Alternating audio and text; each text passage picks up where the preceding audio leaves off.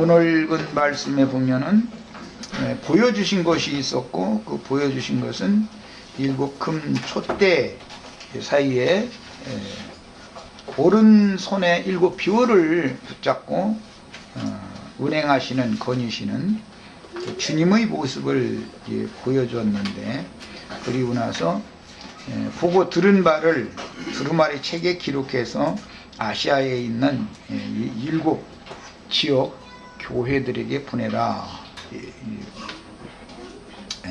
내용이 이제 그런 내용입니다. 이런 말씀에 대해서 주님 앞에서 말씀을 주중에 읽고, 오늘 아침에라도 특히 계시록 말씀 읽고 말씀 받아오신 분이 말씀을 시작 한번 해보세요. 말씀을 받은 분이 하는 거예요. 오늘 아침에 성경 계시록 1장 읽어보신 분 한번 손들어 보세요. 성경들을 너무 읽으신 분이 없네요. 지난 일요일날 내가 많이 부탁을 드렸는데, 눈을 뜨면은 바로 성경을 이렇게 읽어야 된다. 새벽 이른 시간에 성경을 읽을 때 많은 빛이 옵니다. 낮에 이것저것 세상사에게 시달리고 막 이런 상태에 가서 저녁에 피곤한 몸으로 성경을 읽으면은 어지러워서 안 들어와요. 이게 무슨 소리인지 읽어도 그냥 눈만 여기 있고 어디 읽었는지도 나중에 몰라. 그렇게 읽으면 시간만 아깝잖아요. 집중력을 가지고 자꾸 말씀을 읽으시면서 또 기도하시면서 말씀을 많이 받아가지고 오셔야 돼요. 원래는 그날 말씀을 받은 지체들이 그날 말씀을 교통을 해야 그게 가장 정상적인 교회 생활인 거예요. 이제 그런 것이 잘 안 되는 것은 평상시 말씀 추구를 잘 안 하시기 때문에 그게 어려움이 자꾸 생기는 거죠. 지난 일요일날 한 얘기를 또 할 수 없으니까 지금 사도 요한이 반모섬의 유배 중에서 이런 계시를 보고 또 하나님의 음성, 그 영의 말씀을 소리로 듣고 그 영을 통해서 계시해 주시는 하나님의 계시를 받아가지고 그것을 이제 소아시아 지역에 있는 일곱 지역 교회들에게 편지로 보내라는 명령을 받았습니다. 구약 성경을 읽다 보면은 선지자들은 보내심을 받는 사명이 다 있죠. 그걸 이제 사도라고 그럽니다. 구약 성경에서는 사자라고 표현을 했지만 그 구약 성경의 예에 따라서 계시록에서는 사도라고 표현하지 않고 일곱 교회들의 사자에게 편지한다 이렇게 표현을 했어요. 근데 원은 그게 주님이 세상 끝에는 추수꾼들을 보내신다. 그 추수꾼들이 천사들이다라고 표현했는데 그 천사들이라는 개념이 하늘이 보낸 일꾼들이다라는 말이죠. 하늘이 보낸 일꾼이 아닌데 또 일꾼인 죄감이 사는 사람은 이제 자칭 죄종이다 이제 한다고 그러죠. 그것도 문제가 되지만 주님께서 말씀을 맡겨서도 오늘 교회 모임에 갈 때는 교회로 모일 때 그냥 빈손 치고 가지 말고 하나님께 드릴 무슨 재물을 가지고 가라 했을 때 예배당 같으면 뭐 헌금이나 가지고 가는 것이 재물 가지고 간 거라고 생각하지만 실제로는 재물이라는 것은 그리스도를 의미하는 거기 때문에 그리스도를 누려가지고 가야 되는 것이죠. 그리스도를 만나고 체험하고 교제를 한 걸 가지고 와서 신여를 같이 해야 되는데 나 혼자만 매번 그냥 묵은 떡 걷어치우고 또 새떡으로 또 갈아놓고 하는 건 이제 구약 제사장 같아. 어떻게 다 혼자 하다 보니까. 근데 우리 시시애들이 돌아가면서 다 할 수 있으셔야 되겠어요.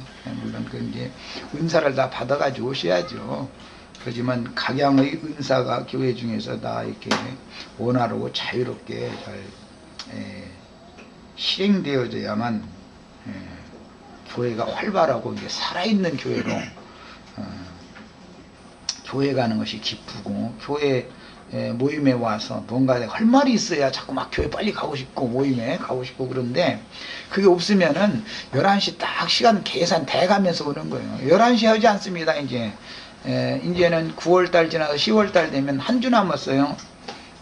지금 10시 반에 시작했는데 30분을 다시 더 당겨야 돼요. 이제는 겨울 시간으로 옮겨야 되니까 이제는 10시부터 시작하는 거예요. 그런 게 그런 줄 아세요.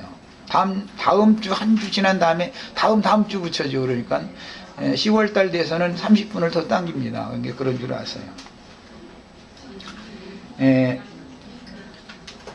왜 이렇게 시간이 안 가지? 아침 시간이 이렇게 다 드셔야 되겠어요. 나 가서 할 얘기가 많은데 말이요. 왜 이렇게 시간이 안 가는가 말이요. 이렇게 다 드셔야 되겠어요. 꼭 그렇게들 은혜 가운데 지내시기를 바랍니다. 그때 당시 상황은 교회들이 많이 하락하고 있는 상태였습니다. 사도시대의 말기죠. 그러니까 왜냐하면 로마라고 하는 헬라를 무너뜨린 신흥 세력이 강대국으로 부상하면서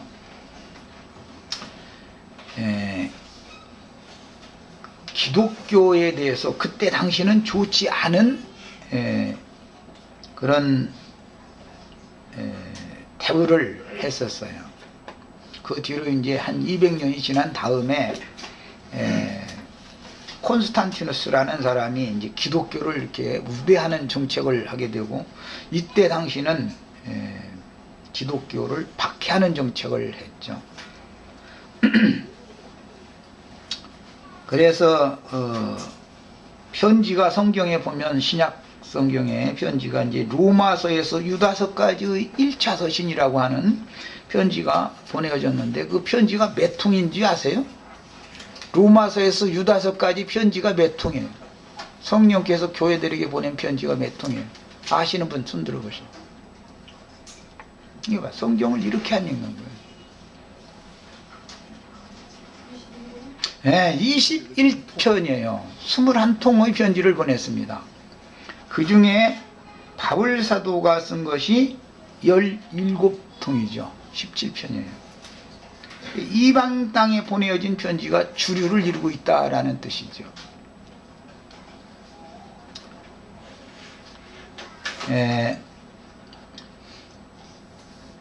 신약 성경의 그 1차 서신이 로마서에서 유다서까지, 자 따져봅니다. 로마서, 다음에는 고린도 전 후서, 그 다음에는 갈라디아서, 에베소서, 골로새서, 빌립보서, 골로새서, 데살로니가 전 후서, 디모데 전 후서, 디도서, 빌레몬서, 히브리서, 야고보서, 베드로 전후서, 요한 1, 2, 3서, 유다서까지 이렇게 21편이에요. 지금 외우니까는 또 잘 외우네. 뭘 어디 저 컨닝해서 뭘 보고 하는지 어쩐지 이렇게 잘하네.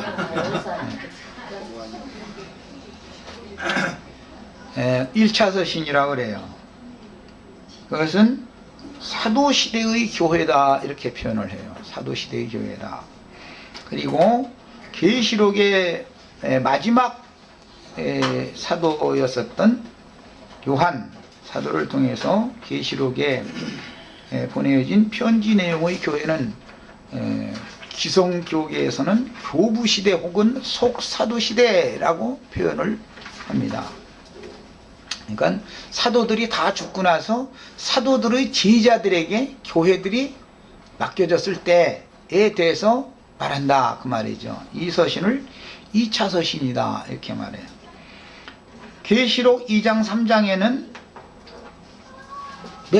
몇 통의 편지가 보내어졌어요? 7교회 보냈으니까 7통인 것은 너무 당연하지. 뭐 그것도 방설이시는지 모르겠네. 7교회 보냈으니까 7통의 편지가 보내어졌어요. 1차 서신은 21통, 2차 서신은 7통입니다. 1차 서신의 말씀과 2차 서신의 말씀이 달라지는 것이 있는데 1차 서신의 말씀에서는 어린아이들을 양육하는 말씀들로 구성이 되어 있고 2차 서신의 말씀의 목적은 추수의 목적이 주어져 있기 때문에 모든 교회들에서 이기는 자들을 빼내는 것이 목적인 것이죠. 1차 서신은 모든 교회들을 세우고 교회들을 양육하는 것이 목적이라면 2차 서신은 이미 다 세워진 교회들을 중에서 이기는 자들을 빼내는 거예요. 1차 서신은 세상에서 교회로 불러내는 것이 목적이죠. 불러내가지고 부르심 받은 자들을 기르는 거예요. 2차 서신의 목적은 부르심 받은 자들 중에서 이기는 자들을 빼내서 유업을 상속을 해주는 것이 목적이에요. 그 유업이라는 건 거룩한 성 새 예루살렘에 들어가는 것을 말하는 거예요. 거룩한 성 새 예루살렘에 들어가는 권세를 얻게 하는 것이 목적이에요.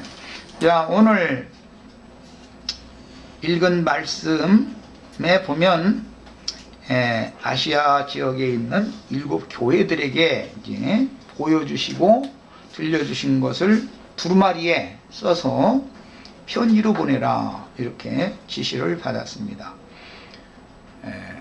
사람이 직접 보냄을 받을 때는 사도라고 표현을 하지만 그 영께서 7 교회의 사자들에게 영의 말씀을 보내실 때는 사람을 보내는 것이 아니고 영을 보내는 것이기 때문에 7 교회의 천사들이라고 표현을 한 겁니다.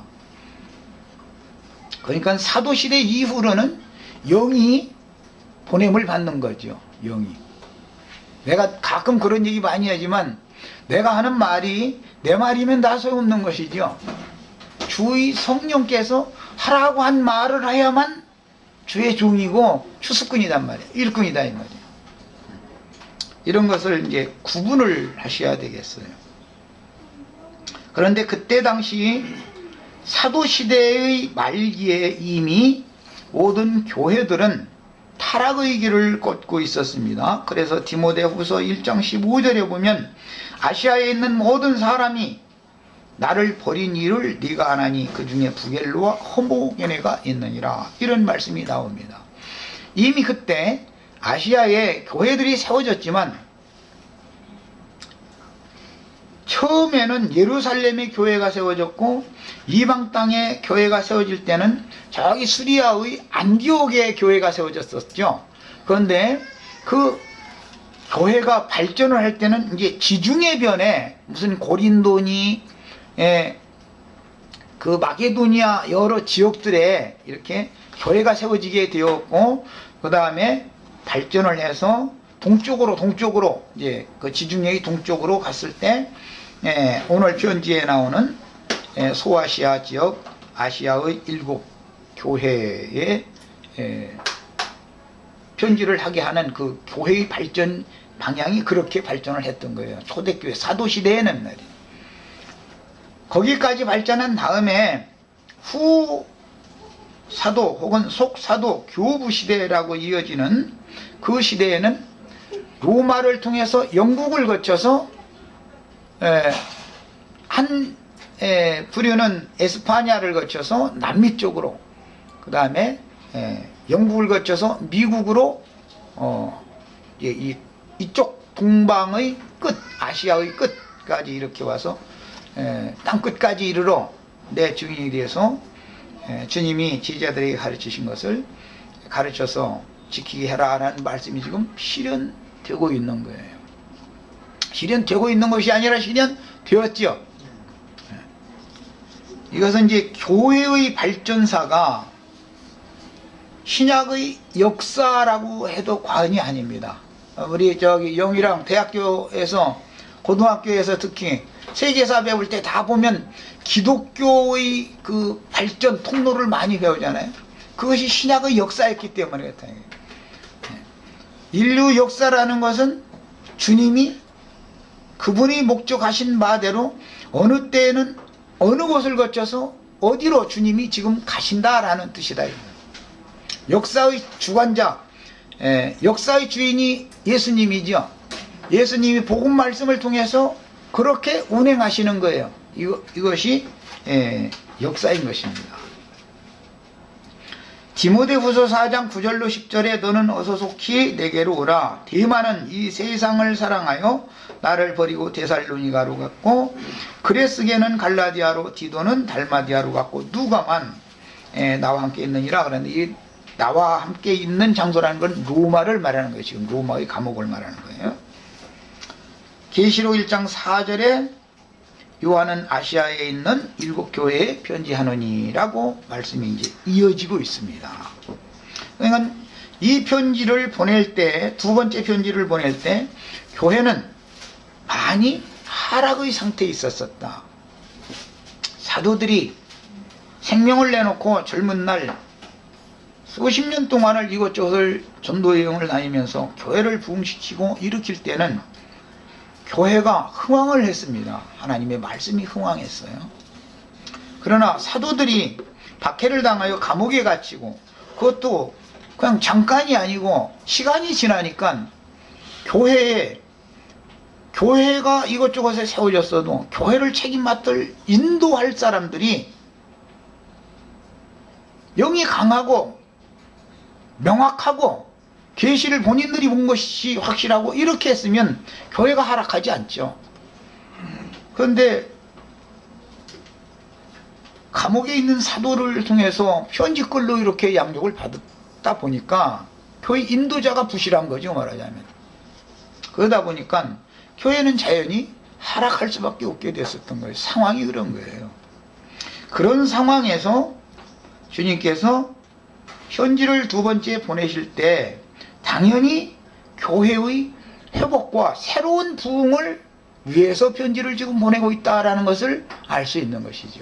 그것은 주님의 뜻이 이거니까. 교회가 쇠퇴하면 거기에 대한 반응으로 주의 성령께서는 교회가 어디에서부터 타락, 쇠퇴의 시작이 어디에서부터 시작이 됐으며 이것을 치료를 할 때는 어떻게 해야 된다라는 처방을 예수님이 당연히 모든 교회들에게 처방을 해서 7교회의 사자들을 보내서 교회를 회복하기 위한 어떤 대처 방안을 강구하실 수밖에 없는 것이죠.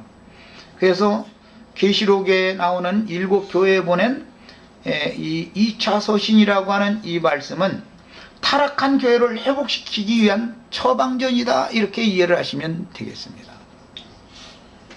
여기에서 모든 교회를 다 추수하는 것이 아니고 7교회들마다 다 이기는 자들이 나와서 이기는 자들만 먼저 최종 추수를 해서 거룩한 성에 들어가는 권세를 준다라는 약속을 실현을 하는데, 타락한 교회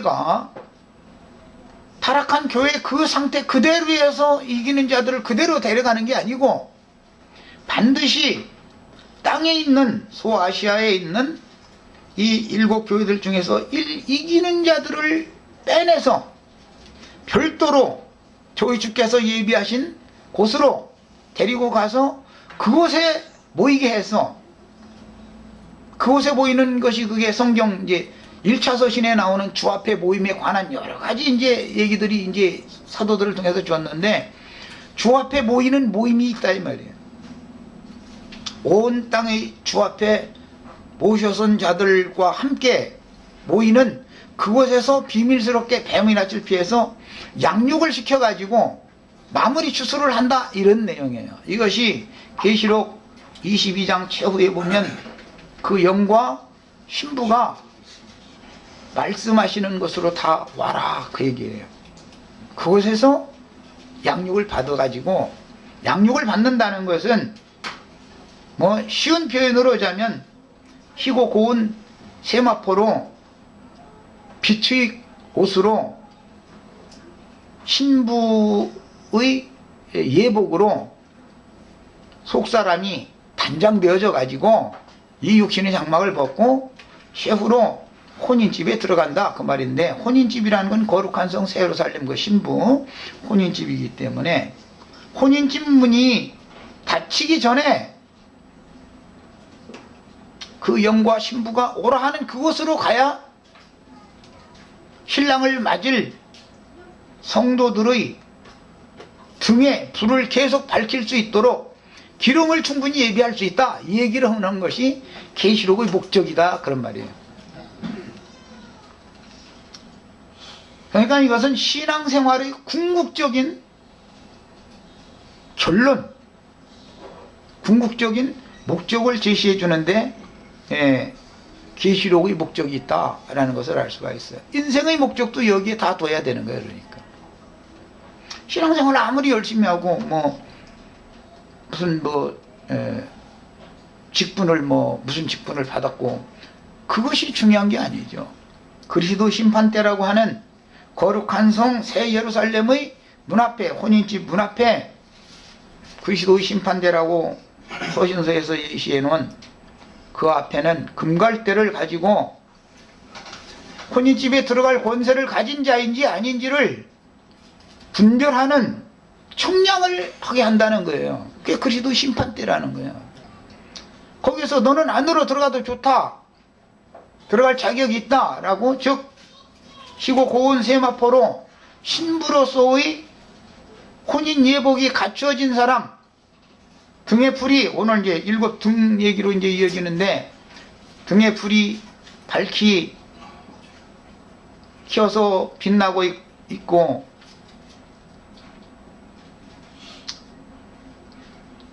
불이 밝히 빛나기 위해서는 그릇에 충분한 여분의 기름이 예비되어져 있어야 되는데 이것을 검증한다, 그 말이에요.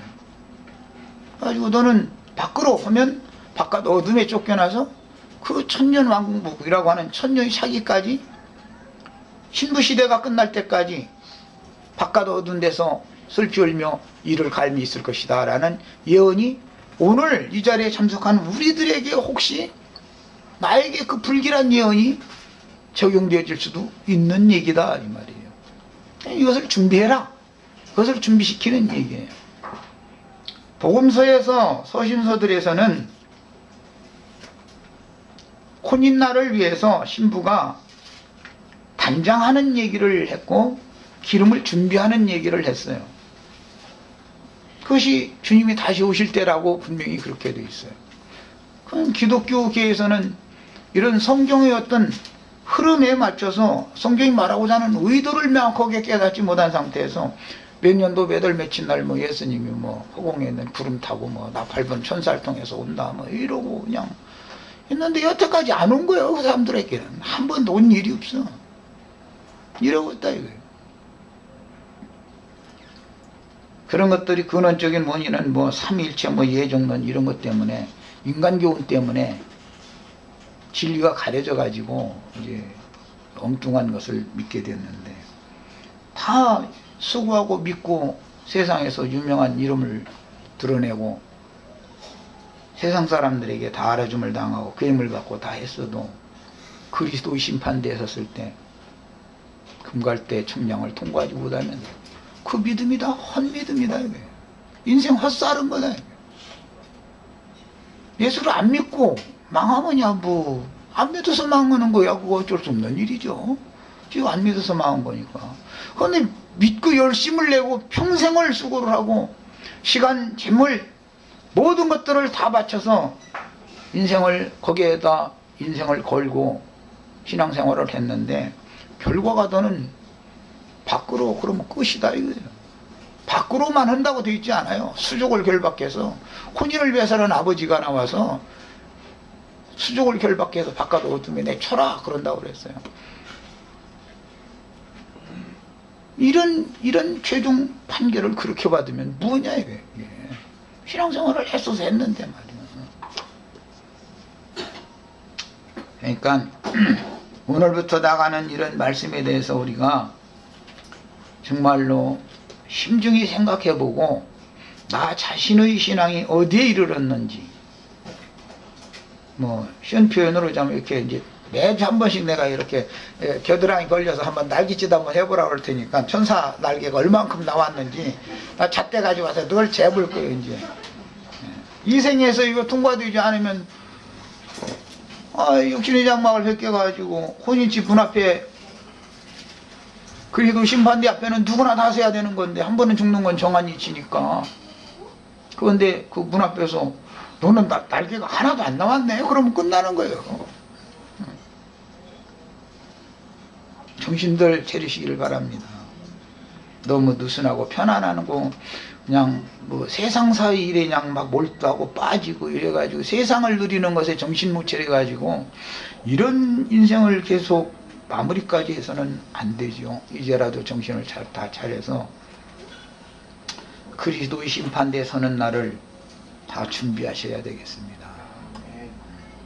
혼인집 문 앞에 딱 누구든지 다 이르는 거예요. 그곳에 한 번은.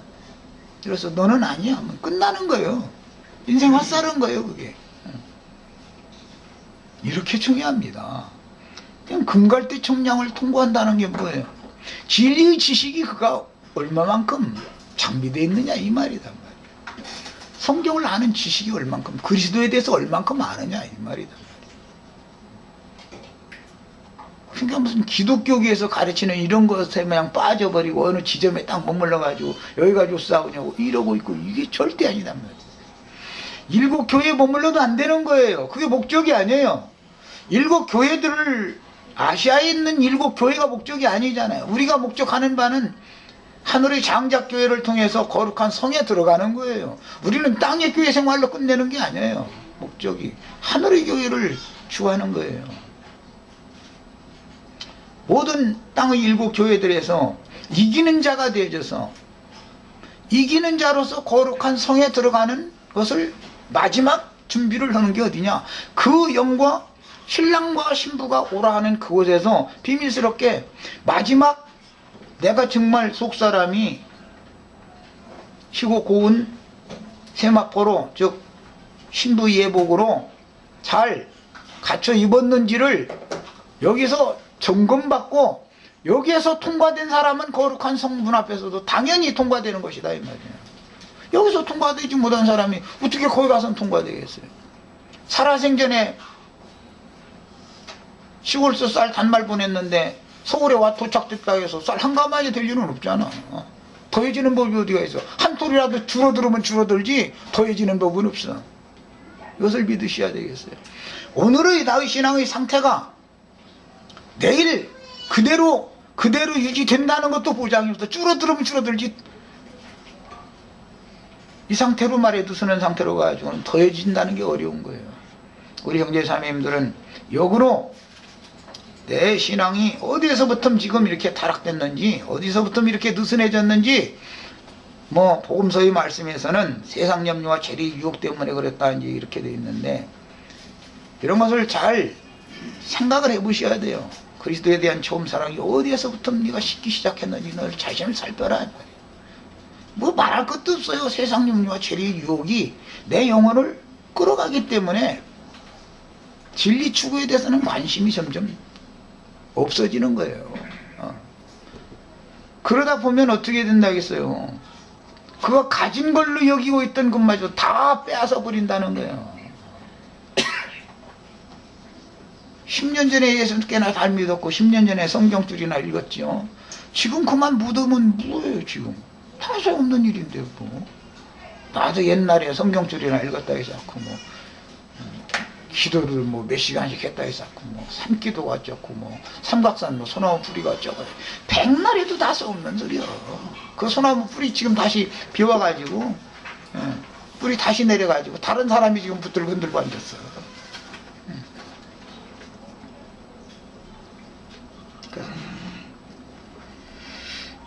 참고 자료로 아시아라고 하는 이 용어에 대해서 잠깐 이 시간에 말씀을 좀 나누겠습니다. 아시아가 무슨 뜻인지 아시는 분 있어요? 아시아? 왜 저 유럽에 있는 교회 보내라든지 뭐 저기 남미에 있는 교회 보내라든지 왜 이렇게 안 하시고 아시아에 있는 교회다 보내라 그랬을까 말이에요. 아니 하나님의 말씀이니까 무슨 의미가 있을 거 아니에요. 괜히 그냥 아니 그때 당시 말이에요. 지중해 병에 예를 들어서 마케도니아에 있는 교회들한테 보냈다. 1차 서신은 주로 마케도니아에 있는 교회들이 보낸 거죠. 갈라디아니 무슨 고린도니 에베소는 소아시아고 다 그렇잖아요. 그런데 왜 2차 서신에서는 아시아에 있는 교회에게 보내라고 했을까 말이야. 그럼 아시아라는 의미가 뭔가를 알아야 되잖아. 성경이라는 건 그냥 벌로 하는 말이 없어요. 성경에 만약에 그냥 지나가도 되는 얘기 같으면 그거 하나님 말씀이 아니죠. 뭐 그냥.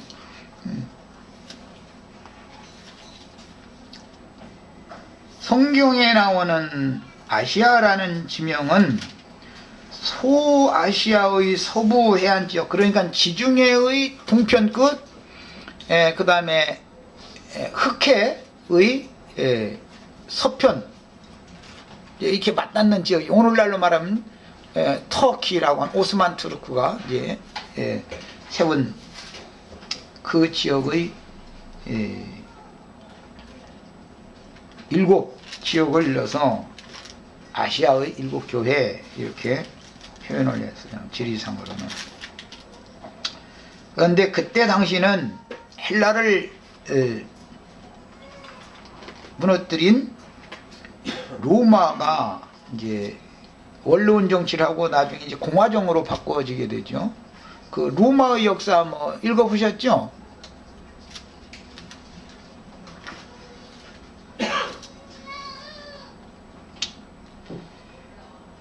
줄리어스 케자르의 전기를 읽어보신 분 한번 손 들어보시죠. 참 요거도 많네. 독서들도 좀 하셔. 독서들도 좀. 뭐 사람이 그냥 여기를 변화두고 사는 건 뭐 그건 사람이 아니잖아. 이거 뭔가를 채워야 되잖아 이게. 전에 저기 무슨 그 사람 누군가 뭐 문어 뭐 강의한다고 그 사람 나와가지고. 토굴 그 사람.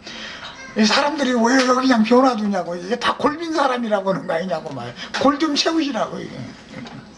부단히 노력을 해야 돼 사람이. 그렇지 않으면은 이게 자꾸 뭐든지 쇠퇴하면은 쉬고 싶어 하는 거예요. 청년 때는 관심도 많고 어린아이 때 이야기 배울 때 지금 여기 우리 저 방에서 지금 소리내는 애들 할머니 어디 데리고 가면 아주 말집에서 살 수가 없어. 할머니 저건 뭐야? 금방 대답하면 또 이거는 뭐야? 그냥 관심이 그렇게 많거든요. 그럼 자꾸 이제 말을 배우죠. 할머니하고 대화를 통해서. 그래서 이제 애기 길러주는 할머니의 말투를 배우기 마련이죠. 그건 관심이 그만큼 많으니까 자꾸 이걸 채우느라고 그러는 거잖아요. 그런데 이걸 자꾸 쉬게 놔두면 뭐라고 그래 그거 보고? 그냥 텅 비워버리면 노망했다고 그래요. 노망. 늙어가지고 다 잊어먹었다. 망이랑은 잊어먹었다 이 말이에요. 망. 늙어가지고 여기 있던 거 그냥 다 그냥 날라가버리고 까먹어버린 거예요. 그 노망했다고 그래. 노망하면 금방 며느리 밥 줬는데 전현이 나 밥 끊긴다고 이러고 소리 지르고 가지고 금방 밥 먹고 나서 말이야. 그런다는 거거든요. 왜냐하면 육적 본능만 남으니까 말이야. 그러는 거죠. 먹고 자는 것밖에 모르게 되는 거죠. 이런 거 잘 생각해 보셔야 돼요. 성경을 부지런히 읽는 것이 이게 얼마나 우리의 뇌가 건강하게 유지되는데도 유익이 되는지를 생각해 보셔야 돼요. 다른 거 잠깐 거 읽으면은 막 여기가 막 말하는 혼잡해지기 때문에. 그런데 이 진리의 말씀을 체계적으로 계속 읽으면서 진리 하나님께 가르침을 받아서 여기를 꽉 채우면은 그게 등에 기름 채운다 그러잖아요. 채우면은 그걸 가지고 영원히 사는 거다. 이거 채운 것이 없는 무슨 빈통 가지고 가가지고서 뭘로 우려먹고 살 거예요. 뭘로. 이 생에서 뭘 채워가지고 가라 이 말인 건데. 그렇잖아요. 사람이라는 건 그리스도를 채우는 통인 거예요. 그릇인 거예요 이게. 괜히 내가 아침에 일어나 성경 읽으라고 기도하라고 자꾸 그렇게는 한 소리를 하는 게 아니에요. 장수하시라고 그러는 거예요. 육신적으로도 노망하시지 말고 장수하셔야지. 건강히 장수하셔야 되고 또 영생해야 되니까 영생하려면 이 말씀을 채워야 된단 말이에요. 이게 인간 세상에서는 은행에다가 저금 통장에다 돈 채워놓는 것이 인간 세상에 살아나가는 방법이 되지만 그것은 완전한 게 아니잖아요. 그리스도를 채우는 것이 인생의 목적이 되어야 된다 이 말이에요.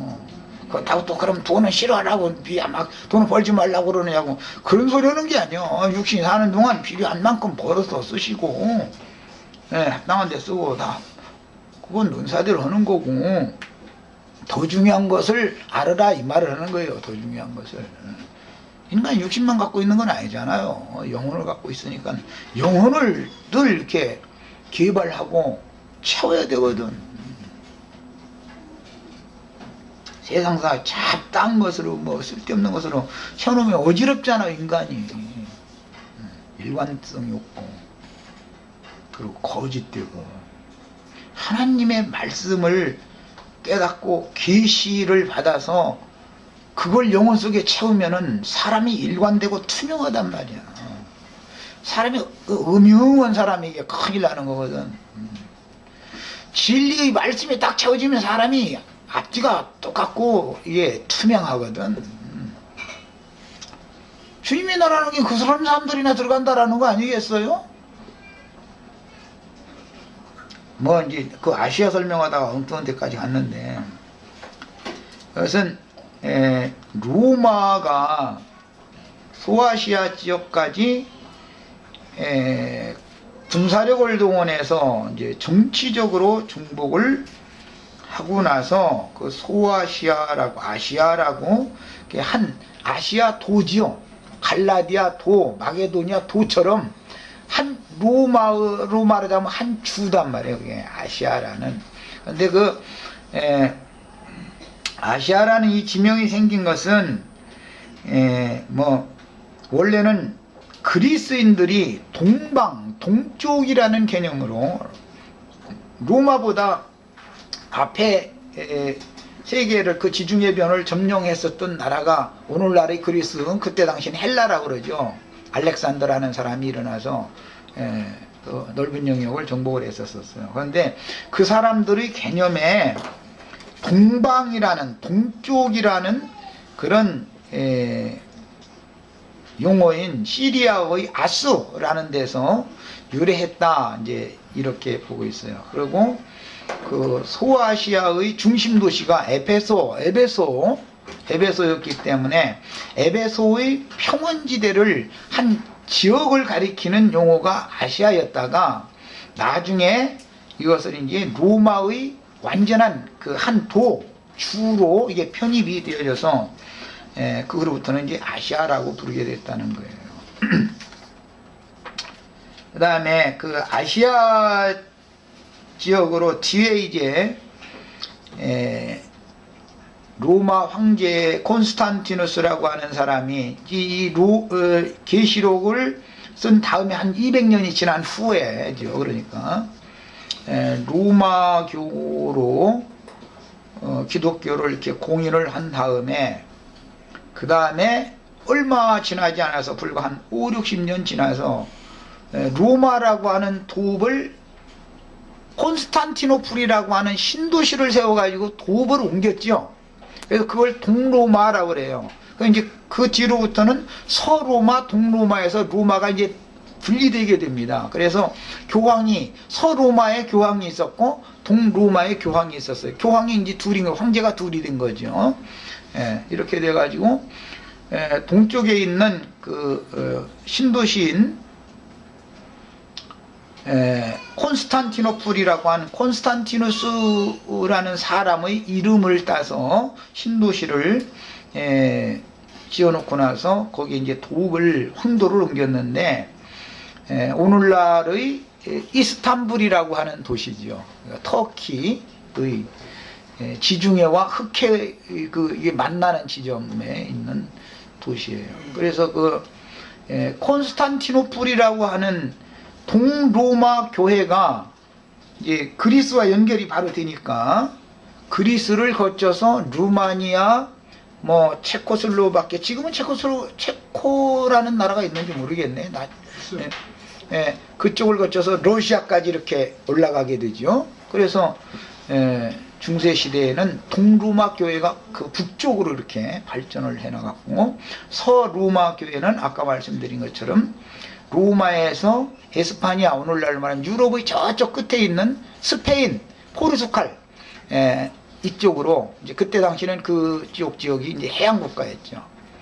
발전을 해가지고, 그때 이제 이 해양술, 항해술 이런 것들이 발전을 하다 보니까 먼 데까지 이렇게 여행을 해서 간 것이 오늘날은 이제 그 미주 대륙까지 이제 발견을 하게 되고 이런 데 공헌을 하게 됐어요. 그런데 처음에는 북미 대륙을 발견하고 점령한 게 아니라 저 남미, 오늘날 말하면 브라질, 페루 뭐 이제 이런 나라들이 있는 그쪽, 그쪽에는 우리나라 민족과 같은 몽골 민족들이 이제 거기에서 태양신을 섬기는 그런 라틴 문명이다 그래가지고 문명을 발전시켜 놓고 있었었죠. 그런데 이제 그걸 군사력으로, 스페인의 군사력으로 무력 점령을 해서 그쪽 지역은 지금 에스파니아어를 사용하잖아요. 어디까지 올라오냐면 이제 중미, 멕시코까지 그 세력이 이렇게 뻗어 올라오니까 전체가 다 로마교, 천주교인들이죠. 거기는 다 이제 그 사람들을 이제 보면 늘 이러잖아요. 이건 뭐냐면 천주교인이라는 뜻인 거예요. 그게. 그래서 멕시코 사람들도 자기네 나라 모국어는 몰라도 히스패닉어는 잘 알죠. 그것이 일상 용어가 되어버렸기 때문에 점령국의 언어는 잘하면서 자기네 나라 본래의 언어는 잊어먹는 것은 참 문화를 상실했다는 뜻이니까 참 슬픈 현실인 것이죠. 역사상에 이제 이렇습니다. 그런데 근자에 들어서 불과 한 250년 전에 미국 신대륙이 영국의 청교도들을 통해서 신대륙이 발견되어져 가지고 그곳에서는 로마교 계열의 말씀이 아닌 개신교 계열의 말씀이 전파되어져서 오늘 우리에게까지 오게 된 겁니다. 자, 일단 첫 시간은 여기까지 하겠습니다.